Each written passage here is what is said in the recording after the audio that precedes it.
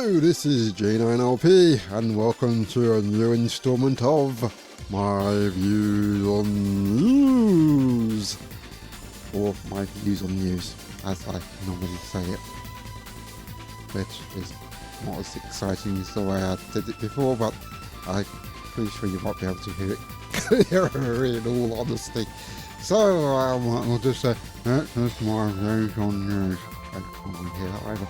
Look, okay, let's just get on with it, shall we? So, news, not necessarily this week, the last couple of weeks, in all honesty, because I haven't been keeping up on this, but I said I wasn't going to be doing this as frequently as I did, so this is going to be much the normal format from now on.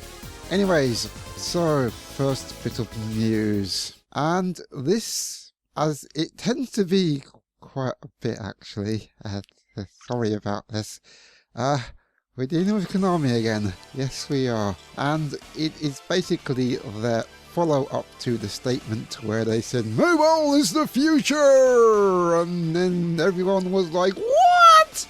And was like, fuck, Konami was everywhere, and Konami was like, actually, we didn't mean we were going to ditch video games altogether, and we're not doing mobile first or anything like that. We'll be doing mobile as well, but it just doesn't mean that we're dropping video games, not honest. Essentially what their statement was, the actual official statement was from Konami's new CEO Hideki Hayakawa, who in an interview with Nikkei actually clarified things a bit. So he says, I want to specify that Konami's idea of mobile first is not at all to focus purely on mobile games. And goes on to say, I aim to continue to build a comprehensive portfolio of console, arcade and card game titles for each IP, while also making the best possible use of mobile devices that accompany our customers in their daily life, thus expanding the limits of entertainment and appealing to more and more customers. So, in a sense, they're kind of saying that while they're focusing on mobile, they're actually using it to sort of promote their IP on their console games and arcade games as well. It's to complement them, not necessarily to completely take them over. So all those pictures out there of free-to-play Silent Hill and all that kind of stuff probably won't come into fruition that way. It might come in some other sort of lighter form, you know, perhaps as a card game or something. Of course, things up there aren't particularly that clear at the moment. Suffice to say, on one hand it seems like a mistranslation or miscommunication, and that's what Konami is saying it is, but on the other hand, the other obvious and more cynical argument is that they're just essentially backpedaling after the hideous, huge backlash they got after he put that statement out there, especially after all that has happened with Kojima Productions and Silent Hill's cancellation. You know, they got a bit of a uphill battle to climb from there because they really, really screwed up big time in that regard. So, in hearing this, on one sense, it makes sense. Like I said last time, the Japanese games market has shrunk. I think a couple of weeks ago, it saw its lowest video game sales in Japan in recent history, and seeing stuff like that, it wouldn't surprise if most video game companies just looked at the thing and went, yeah, I think we're just going to jump across to mobile and everything be okay.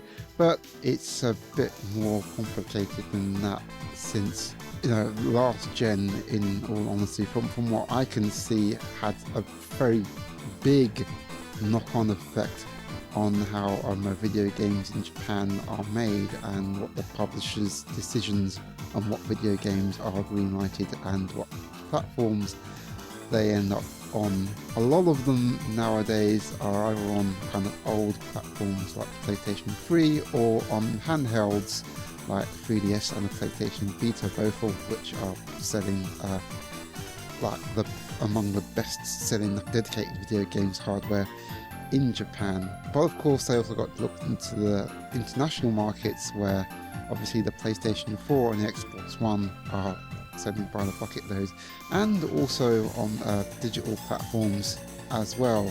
Obviously that includes consoles and the PC, so they're looking to get onto those platforms and consolidate sales there as well internationally, although they seem to have a bit of a hill to climb in that regard, because for starters on PC it's kind of been a struggle for them sort of producing the games, and because the PC market isn't particularly that big in Japan, they're kind of like a fish out of water in that regard. So in terms of like ease of development and stuff like that, then they are going to be looking more towards mobile, because that's where the big bucks are being made at the moment, especially in Japan, which kind of leads to another thing that Hayakawa said, in that the mobile focus is more in Japan than it is internationally. I think internationally they're still going to be looking towards video games console, and they did say that they're actually committed to Silent Hill and Metal Gear Solid and Pro Evolution Soccer on those platforms, though what form they'll take now, especially after Kojima Productions is disbanded and after Team Silent have now completely disappeared and that Silent Hills isn't being made anymore, so what form will it take then? You know, the PT demo was still really well loved, and now we won't be able to see it anymore because, well, they cancelled it and they've essentially pulled it off the PlayStation Network. So no Silent Hills. So what is Silent Hill going to be like after that? No one knows, and that's what scares people. And same with Metal Gear. Pro Evolution Soccer is a fairly safer place, although that said, EA has just put their cards on the table with a new, completely revamped FIFA 16, which now have women's football, so they're, I suppose you can say, innovating in that regard, and we'll have to look to Konami to see what they will do to follow that up. They haven't been faring particularly well against FIFA games. It'll be interesting to see what they'll do, or I suppose if they do commit with it, it's like, do we trust them after the Silent Hills debacle and the silent disbanding of Kojima Productions? Who knows? It's kind of difficult to say at the moment. It's been a bit of a shame, because I think last week, on Thursday or Friday, I have to remember, they were celebrating 30 years of Gradius, which is another long-standing Konami franchise, which has seen a lot of quality games from them. You haven't seen a Gradius title since Gradius V, or Gradius 5 as you know it to be called. We haven't seen one since then. They were promising to bring one onto the PlayStation 3, but that never happened. Hearing this, okay, it kind of reassures us that they haven't completely ditched consoles and handhelds yet, and actually thinking about it, they did actually announce a new Yu-Gi-Oh game for home console platforms, which is something we don't see that much of, which is actually kind of interesting. So they obviously did that to basically say, yes, we are still doing console games, but it's just a question of, are they the ones we want now? That's the next question. We're just going to have to see what happens, but I'm not sure if this is going to quell the movement of #FuckYouKonami. Interesting development going on at the Humble Bundle. We now have the Humble Nindie Bundle, which is basically a Humble Bundle consisting of games available on Nintendo platforms from the eShop. And this is interesting in a number of pretty awesome, but also in a number of fairly upsetting ways, in all complete honesty. But start with the good, and might as well. The way the Humble Bundle works is that you set a price for the amount of games, as much or as little as you want, depending on how many of the games that you actually want to get. And you obviously have a minimum and a maximum of which you can go over, and then you can assign which percentage of those proceeds from the price that you pay go to the developers and go to the charities that the Humble Bundle promotes in those bundles. And this one's interesting in that you get a whole number of games that are already available on the eShop for a lot cheaper. The Humble Bundle is usually for digital PC titles that you can get either DRM free, or you can get Steam keys and get them for relatively cheap, and just as part of a whole bundle which you can just essentially redeem from the email that you get after you've bought that bundle. So now this is available for Nintendo platforms, for both the Wii U and the 3DS. And you've got a very interesting mixture of games here, most of which have been available for quite some time, some relatively new. So you've got Guacamelee Super Turbo Championship Edition for the Wii U, Whoa Dave for 3DS, Mighty Switch Force also for the 3DS. I'm not sure if you get the Wii version of that, but that's actually different because that's the HD version, but it's not on there. You can get The Fall for Wii U, Ollie Ollie for Wii U and 3DS. That is actually a cross-buy title, so the code will actually be viable for both actually once you've redeemed it. Moon Chronicles for the 3DS, Stealth Inc. 2, the sequel to Stealth Bastards, that's for the Wii U, and Steam World Dig for both the Wii U and 3DS, in which you can actually get a discount when you got one or the other if you bought it off the eShop normally. I don't know if that actually runs anymore, but with the Nindie bundle you essentially have access to both there. So the interesting thing about this bundle is that the Humble Bundle is actually run in the US, and because most of the time you can get it PC, you can essentially buy them wherever region you're in. So you can essentially spending the equivalent of US dollars, and you can essentially get them from wherever you are, whether it's North America, South America, Europe, Asia, all the countries that are essentially available too. In the case of Nintendo stuff though, because as we know, Nintendo essentially region lock their titles, and the same is said for all the stuff that you get off the eShop. So therefore, if you bought something in America, you wouldn't be able to play it in Europe, and vice versa, and or in Japan as well. So with the Humble Nindie bundle, all the games that you can get are only available in North America, and I think some sections in South America, except Brazil and places like that. Although I've actually heard that you can get it in Brazil, but the only issue there is that you'd have to have a US eShop, and because Brazil doesn't have an eShop, then that's the only thing that's preventing you from getting it there. Nevertheless, it's only for the Americas, and I can't buy it. I can't get it over here because I'm in the UK. Anyone else in the UK and in other parts of Europe and Japan, they can't access it because they're region locked, which sucks really bad. And obviously people are pretty much up in arms about that, and rightly so.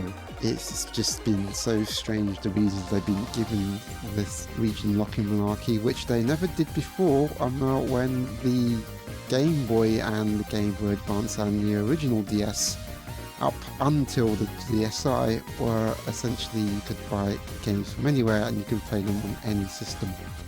It was only the consoles that were region locked from the get-go, but then after the DSi, since then all titles have been region locked. so they missed out on the part of the market there. And yeah, you can blame Nintendo that. Not all of Nintendo though, because NOA's Damon Baker has actually been pressing for the humble Nindie bundle to go global. But obviously it's the higher up in Japan who they have to go through, and they're obviously wasn't able to be successful in getting that through. So yeah, that sucks. Not so much for myself, although I've got a number of the games already in all complete total honesty. I've got Steamroll Dig, I've got Stealthing 2, I've got Oli Oli and Mighty Switch Force and Guacamelee. Although the games that are actually in there, like Moon Chronicles and The Fall, I would have liked to actually get those individually, but as I say, it's kind of part of a bundle, which is kind of a mix and match thing anyway. So I won't be able to get those, which is just pretty enough. I'll just have to get them off the eShop and we'll wait till they're on sale, which they do have sales on the eShop. But obviously it sort of comes and goes, as it were. At this point, there are actually new additions on there, which is Sports Ball for the Wii U, Bit Trip Run 2, Future Legend of Aiden Rhythm, also for the Wii U, and Gunman Clive for the 3DS. The only one I haven't got there is Sports Ball, and after having a quick look at it, I'm not sure if I'd actually get that one.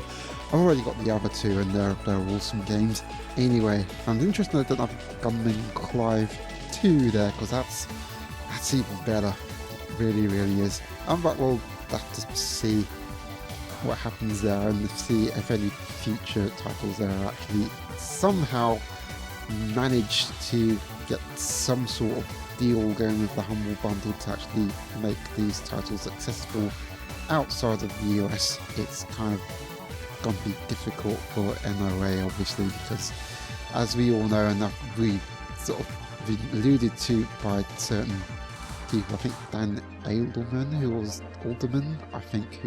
the former Nintendo employee who took care of most of the indie stuff that was actually going onto those platforms, actually left the company and kind of revealed that Nintendo of America and Nintendo of Europe are kind of beholden to Nintendo of Japan, who are mostly a bunch of veterans kind of at the top who have a very kind of stoic, conservative way of doing their business, and have pretty much a view of most people of actually refusing to move with the times.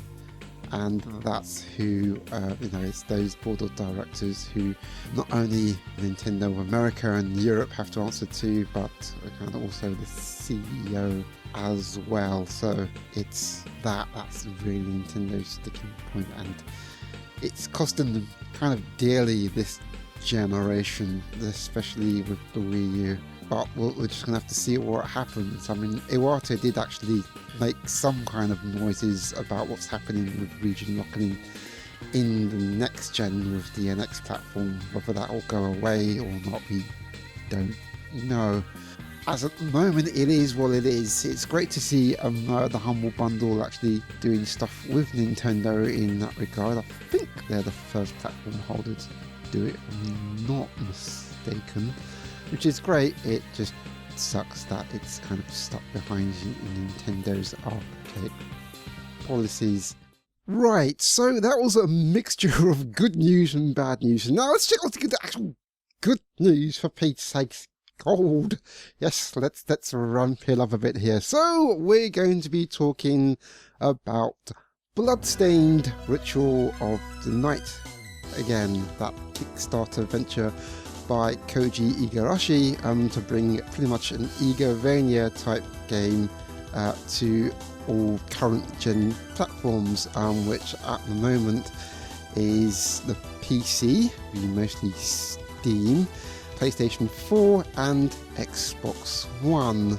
So they've gone from strength to strength in that regard. Their stretch goals have sort of been revealed as the funds actually mount up, and they've gone way past 3 million, in which they revealed another stretch goal for another couple of gaming platforms, and one of them is the Wii U, which was kind of hinted upon at first when they said, well, we'll go down to the basement.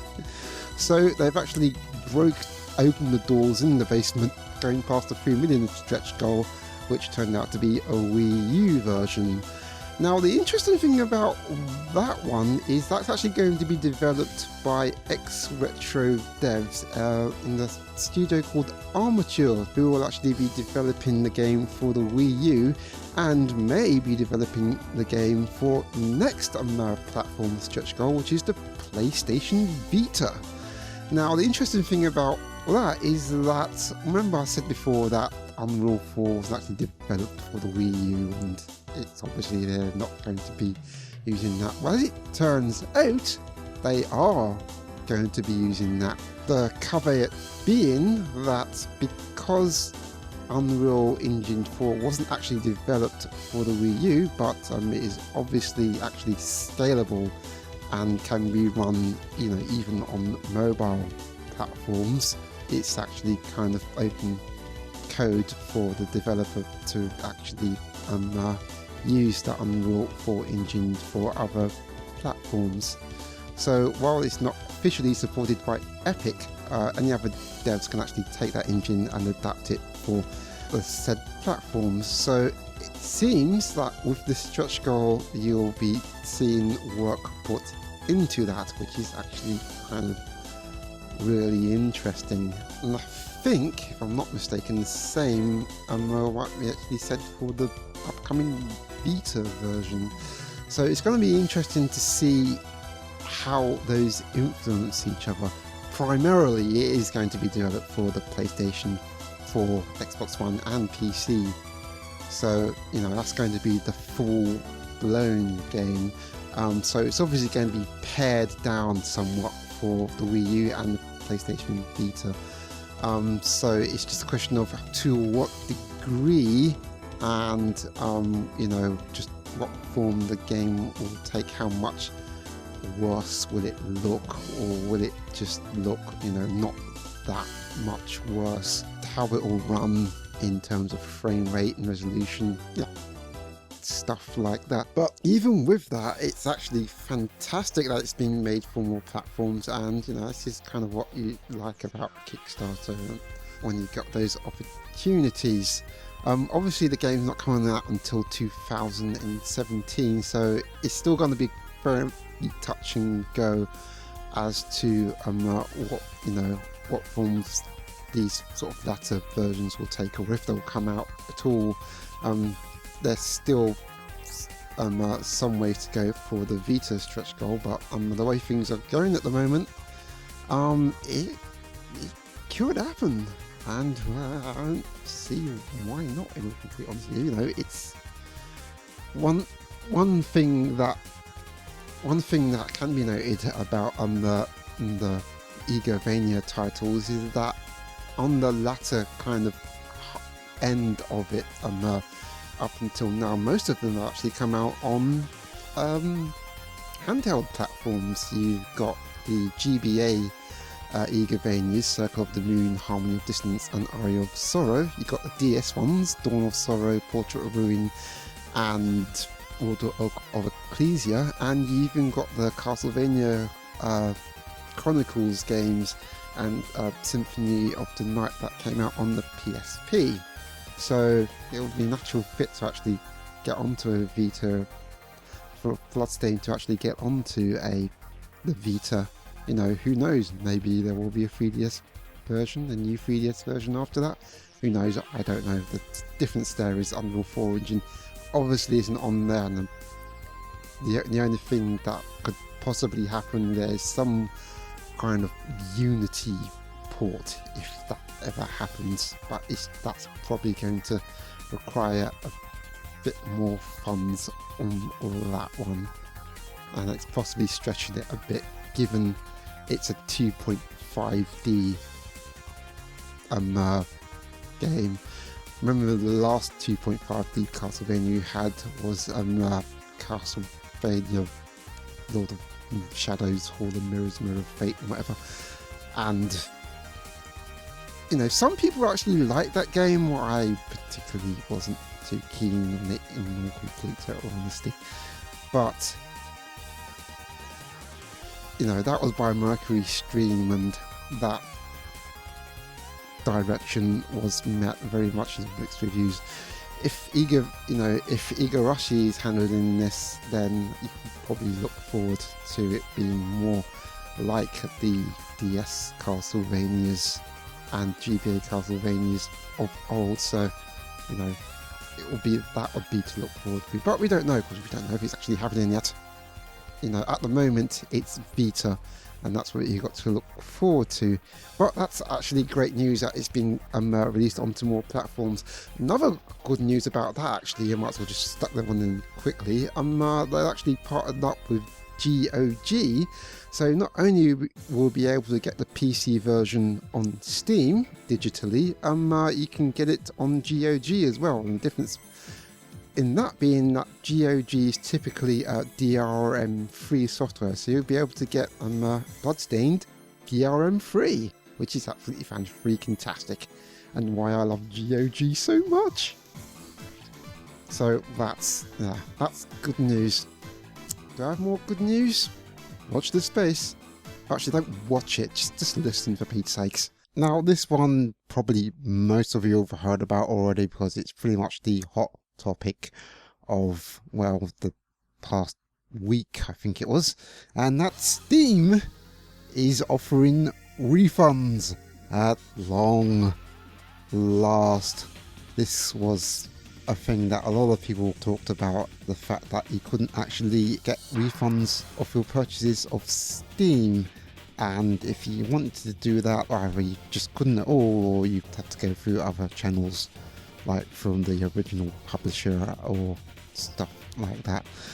And now Valve has essentially let it go, probably because of there was a European Commission thing that they were pretty much in violation of the fact that they weren't actually offering refunds. So pretty much in preparation for all the other stuff that Valve was actually going to launch at the time, including the streaming service that they have, and the Vive VR controller, and of course the Steam boxes as well.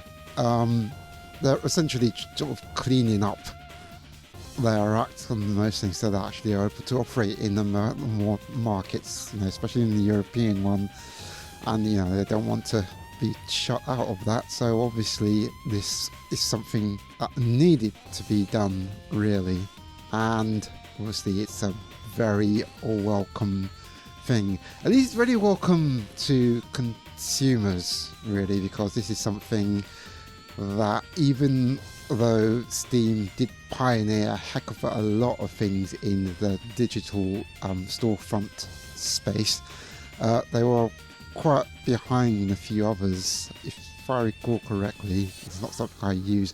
I'm actually a member of it, but it's not something I use. Origin, I think, offers refunds. There are a couple of other digital services that actually offer refunds as well, and I'm pretty sure, especially in Origin's case, Valve wouldn't want to be behind in that regard. But I think mostly it's simply because they already got a decent stranglehold on the digital PC market. Obviously, they want to not necessarily stay ahead, but they want to keep offering the best service that they can. And this is a very welcome change. Obviously, there's the other side of it, because I'm looking at the refund policies. Essentially, you can request a refund for any reason, because with most online shops and most other lot of retail services. There's usually a kind of criteria you have to make to actually get the refund. You know, if it's faulty, or you know, if the deliverer has made a mistake, or if it's arrived in a bad state or anything like that, then you know you're eligible for a refund. But if it's for any other reason, you know, like, oh, I don't like the product or stuff like that, then you can't. Although that said, that's years ago. With most stuff now online, you know, especially on online stores, it's mostly if it's the product's not to your satisfaction, you know, you can get a refund of that. And with Steam, it seems to be a bit more lenient, which is good from a consumer's point of view, certainly. They do have one sort of criteria in that you have to played it for less than 2 hours, which is discussion for something else, which is not what I want to sort of focus on right now. There have been sort of voices of dissent about that, and it seems to have come from certain developers. I'm not sure necessarily sure about publishers, but yeah, probably some of the publishers too. But there's been news going around lately that there are certain indie developers who are pretty much against Steam refunds and have basically voiced their dissent about it. But then again, that seems to be only if you read it from on these media sites, and it seems, from what I've been hearing sort of lately, I mean, Total Biscuit put up a whole video and actually did a document on this, that these voices of dissent seems to have been not necessarily manufactured, but it seems to be something of a habit of the press to kind of compartmentalize and sensationalize things. Like, take certain examples of one thing and make it out, not necessarily say it completely, not necessarily say this is actually what it is, but to essentially allude or infer or imply that there are a lot of voices of dissent about this, where as usual the truth seems to be either somewhere in the middle or not even that. Just a couple of people who are actually kind of worried about this because it means that their sales will go down because there'll be a lot of refunds. I think I read one site, I think it was MCV, who usually get their news from their sources anyway, that people were losing money for these refunds, and the refunds was killing Steam, as it were, which is a fair bit overblown. I'm not even sure. I mean, you know, when you get to see certain things on the internet, they sound a heck of a lot crazier than they actually are. But even aside from that, they were saying that a lot of indie developers have a problem with these Steam refunds because it can be pretty much abused, because you can play for under 2 hours within this before you can get a refund. Some people can do that, get what they want out of the game, and then get a refund, and it's totally kind of dependent on the length of the game anywhere and actually get their money's worth out of that. I think I've also been hearing that there's also the possibility that with certain DRM-free titles that you can get off Steam, people can actually find a way around that to effectively get the game for free, which seems to be a bit of work, in all complete honesty. I wouldn't necessarily equate it to piracy, in all honesty. That's again probably going a bit overboard. So, you know, the crisis of dissent seems to be overblown.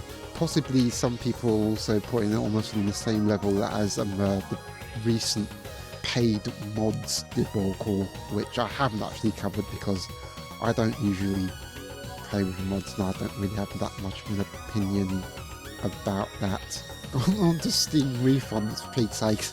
You know, I just want to essentially finish up on that. So on a personal level, I think that's absolutely freaking great, in all complete honesty. I love the idea that it's completely free. Although I would say that is probably for the time being. I feel that, as with most things, it's going to kind of, well, hopefully it's going to kind of bend and shape into something that will be, you know, a bit more solid, probably a bit more protect from any kind of fraudulent behaviour, although it's kind of hard to see that end up being a big thing at the moment. And also, I think it would greatly benefit quality of content going through Steam as well, because in that sense you have the early access thing, which is essentially your fact that you're paying for an unfinished game. And before, when you're taking a risk of paying for an unfinished game and ending up not liking it at all, there was no way to actually get your money back from that. So in that sense, if people are actually free to get refunds off a game that they don't like and the game performs poorly, then that should be pretty much a clear message, you know, if the communications system in Steam wasn't clear enough already, that they need to literally up their game and just make the game better. Don't just make it for the sake of making it.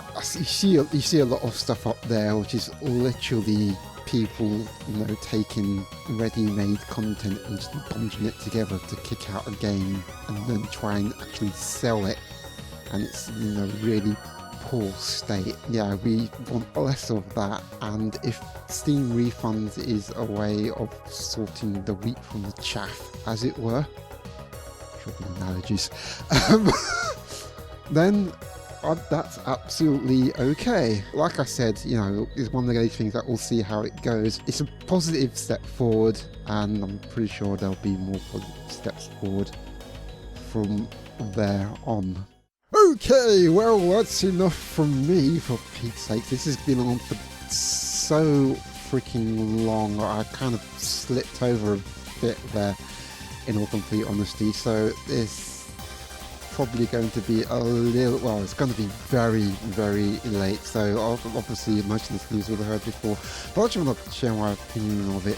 I will say, just as a little addendum, just to update things, as far as Bloodstained is concerned, a lot of those stretch goals I mentioned before, especially with the Vita specifically, have actually been reached, and a couple more has as well, including an orchestrated soundtrack for the game, and there are a couple others that are actually out there, which is a third playable character and a separate mini prequel for all current formats and the 3DS. So it's going to be a little mini game sort of prequel thing that is kind of like a separate game that I'm pretty sure will be just the digital title for all available platforms you can get now. I'm not sure if they're going to be a mobile version. I don't think that said they would be, but that's going to actually happen as well, it would seem, or at least it will happen if you get your pledge in the Kickstarter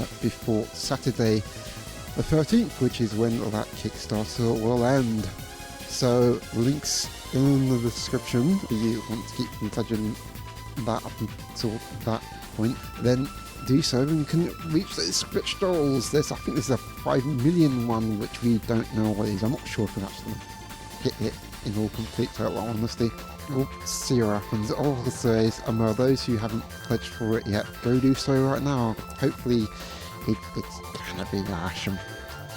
We would like to see that actually viewers. We still haven't seen anything solid about it yet. It's still mostly just concept art and stuff like that. But you know what they've shown so far and what they've seen that they're going to actually put in sounds really promising indeed. Anyways, well, that's enough from me. That's enough of my views on you for a 2 or 3 week period, really.